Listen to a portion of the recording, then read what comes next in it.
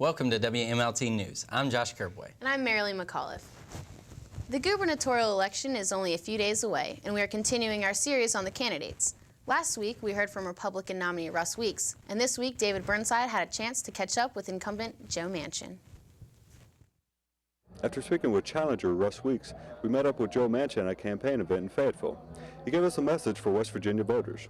We've done better in the last 4 years than we've ever done in the history of West Virginia. We were disciplined, we paid down debt, we created a better economy, we created 23,000 new jobs, but there is so much more to do. We've got to raise our educational standards to where every person coming through the education system has a livable skill. That's our goal. And with that, we can continue to expand our economy. While on the campaign trail, Governor Manchin is always quick to point out past accomplishments. And I can put us up against anybody. I know that. And I think for far too long, West Virginians always, for some reason, did not have that positive feeling. It's positive now. Good things are happening. People are recognizing this. They know that we're doing well, and they know that this is a state to be reckoned with, and it's a wonderful state to live in. So I'm proud that we were able to bring business and labor together, to put our partisan politics aside, and move forward as West Virginians. I want to make sure that we're diversifying as long as we're riding the high of energy. If that energy market drops off, our revenues drop off, and we could be hurting. And I want to make sure that we minimize what any type of hardship it would put on the people of West Virginia. Governor Manchin wanted to make it clear that all students in West Virginia would have an opportunity for an education. There should not be, and I don't want one student in West Virginia who desires to have additional education not to be able to receive it, and we'll make sure of that. In Fayetteville, reporting for WMLT, I'm David Burnside. Every election, many voters go to the polls without the ability to make an informed decision about the candidates. Concord students recently held a forum to give those undecided voters a chance to make an educated decision. We spoke with Dr. Corey Williams to see how the forum was structured. We'll start off with a biography of the two candidates, then we'll give them information about where they stand on the issues, and then we'll talk about some of the commercials that have been put out, whether those are true or false in their claims, and then we'll have two students get up, one for each candidate, and give a why I'm going to vote for McCain or why I'm going to vote for Obama. A controversial issue is at the classroom at Concord. Brian Arnold has more. For the first time in the school's history, Concord University is offering a class on handgun safety. Students who pass the class walk away with an hour of college credit and a certificate of completion for the NRA Basic Pistol course. I think this is actually one of the only place I know of that students get college credit for taking a handgun safety class. So, we may be breaking new ground, I don't know, but it's a wonderful opportunity. Roberts said the class consists of both NRA-provided material and his own lessons. We will exceed the 10-hour requirements, and we're kind of adding other additional safety components in, or additional information about cartridges or different firearms types. With a class that utilizes actual handguns, safety is an obvious concern. But students shouldn't worry. All precautions are being taken to make sure the class remains safe. Concord Security makes sure all firearms in the class are unloaded, and no live ammunition is allowed on campus. I realize a lot of people have a negative connotation with firearms, be they handguns or long guns, and there's negative stereotypes associated with that. And I'd be more than willing to have them enroll in this class, and I think that we'll change their perception. No matter how you stand on the issue of gun safety, the course's popularity cannot be denied. And just through the flyers and word of mouth, the class filled up in 3 days. There's been so much demand that they had to add a second section, which will begin immediately after this one ends. For WMLT in Athens, I'm Brian Arnold. One of the marquee events of Homecoming Week is lip sync, where every group organization has a chance to perform. This year's theme was musicals. Arden Hamrick has more. Many student organizations gathered and prepared for the main event of Homecoming here at Concord, lip sync. Students worked hard to finely tune their dance moves to fit their favorite musicals. Samantha Derringer, a member of Nu Zeta Chi, is one such student. It was a lot of time and a lot of being creative and just trying to come up with something that you think people are going to love and something that's different. Excitement levels are always high at lip sync, which leaves students stampeding towards the fun. Well, I'm very, very excited. Otherwise, I wouldn't be wearing this. And I worked very hard. Otherwise, I wouldn't be wearing this. I'm wearing heels. I'm wearing some sort of leotard. And some things are uncomfortable here and there. But I'm really excited about what we're about to do. We've been working on it for a while. We actually had JD, one of our associates, help with the dance. And we're eternally grateful to him for that. So, yeah. The competition is always thick, but coming out on top this year was Muzi Phi and Sigma Sigma Sigma in first. Arden Hamrick, WMLT News, Athens. Crowds pack every Concord homecoming to see both the game, the announcement of the winners for the Homecoming Week events, and the crowning of the homecoming king and queen. I really didn't know what to expect. I thought the competition, I figured it'd be close. I think we were just kind of ourselves. We both are RAs. I'm one in Sarvey, he's one in Waddell. He's on the soccer team, and we're both in lots of organizations, and so I think we just kind of got him in. This October marked the first annual Miss Concord University Relay for Life pageant, which was held in the main auditorium Friday, October 24th. Consisting of 9 lovely contestants, each participant demonstrated a special talent, evening gown, and interview session. Local businesses in Athens donated various prize packages for the top 3 contestants, while various Concord faculty made up the panel of judges, which gave Miss Concord University more than just a crown. A lot of these girls have been affected by cancer personally, and they just wanted to help out a good cause.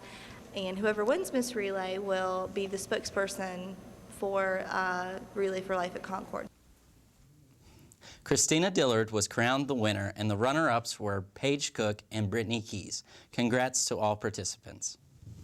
And it's time again for this week's Concord Minute. Here's John Meadows with the Homecoming Edition. Thanks, Marilee. Last weekend at Concord University, students and alumni got to celebrate a festive week on campus with all the activities such as a Velcro wall, mechanical surfing, bonfire, parade, lip sync, and sumo wrestling, as well as many other festivities. It was an eventful week, to say the least. This year, alcohol was allowed back into tailgating. Needless to say, there was plenty of entertainment for everyone. It's not quite sumo wrestling, but here at Concord, some freshmen are interested in starting a wrestling team. Concord has never had a wrestling team, and if all goes as planned, it will be one of the 3 schools in the West Virginia Intercollegiate Athletic Conference to have a wrestling team. The VISTA program is coming to Concord to work with the Bonner Scholar program to establish a campus-wide community service center. Their hopes for this program are to help combat the effects of poverty on our community by linking the university's resources to the community's resources.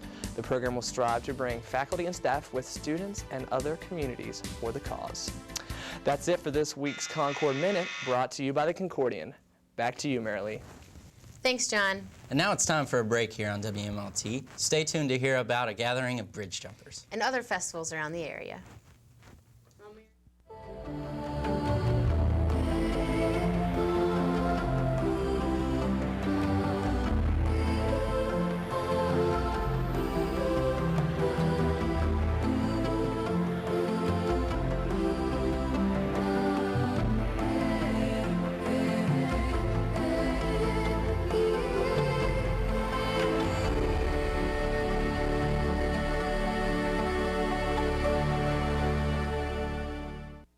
Bridge Day 2008, the largest extreme sports event in the world, was held Saturday, October 18th in Fayette County, West Virginia.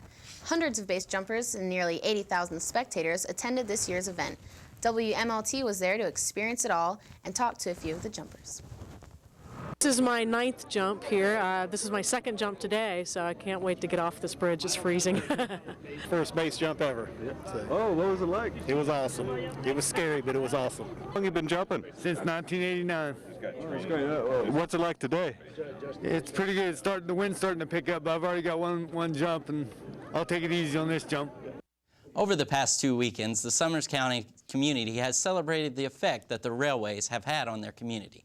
Railroad Days in Hinton is a festival of food, music, and trains. Angie Coons was there.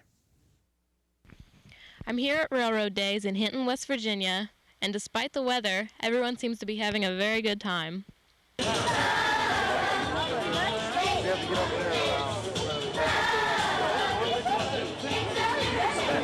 Railroad Days got off to a great start this October. This year's festival had plenty of live music and performances by local groups. Sales included art, crafts, and of course good food. Well, this is the second weekend of Railroad Days. Sales last week were better than this week. Of course, it was colder and rainy this morning. The streets remain crowded, even through the cold wind and the mild rain. Well, my friend and I sell jewelry here at Railroad Days, and it's going pretty well. It's been a little cold, but everyone here says this is one of the best fairs that they sell at. Visitors came from all over to experience the memories of this historic town and its unforgettable past. In those days, you either raised it or caught it, or you took your milk or your butter and eggs to town and traded.